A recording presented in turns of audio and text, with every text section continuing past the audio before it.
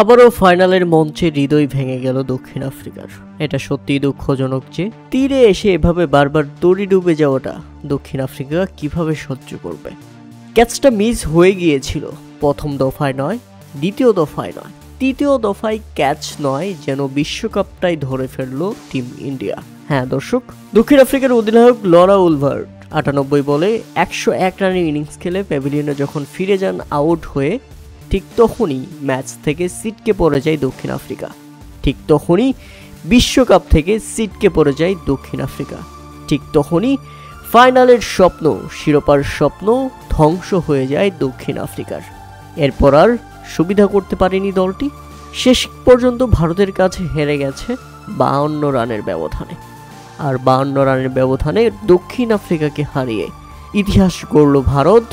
প্রথমবারের মতো নারী বিশ্বকাপ জিতে নিল তারা।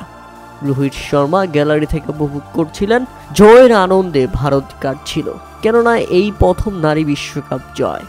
ভারতের স্বপ্ন পূরণ, দক্ষিণ আফ্রিকার স্বপ্নভঙ্গ। তবে ফাইনাল ম্যাচটা হয়েছে ফাইনাল ম্যাচের মতোই, দারুণ লড়াই করছিল দক্ষিণ আফ্রিকা। উল্লেখ্য, প্রথমে ব্যাটিং করতে নেমে নির্ধারিত 50 ওভারে 7 উইকেট হারিয়ে 298 রানের লড়ুক সংগ্রহ দাঁড় করায় ভারতীয় দল। দলের হয়ে সর্বোচ্চ শেফালি ভার্মা খেলেন 78 বলে 87 রানের দারুণ এক ইনিংস। আর জবাবে ব্যাটিং করতে নেমে দক্ষিণ আফ্রিকার শুরুটা মোটেও ভালো ছিল না। 62 রান তুলতেই হারিয়ে ফেলেছিল তারা 2 উইকেট। এরপর 148 রানের মধ্যেই 5 উইকেট হারিয়ে ফেলে তারা। তবে এক প্রান্ত থেকে দলকে টেনে নিয়ে যাচ্ছিলেন দলটির অধিনায়ক লরা উলভার্ট। শেষ পর্যন্ত তিনি যখন আউট হন, ঠিক তখনই দক্ষিণ আফ্রিকার স্বপ্নভঙ্গ হয়ে যায়।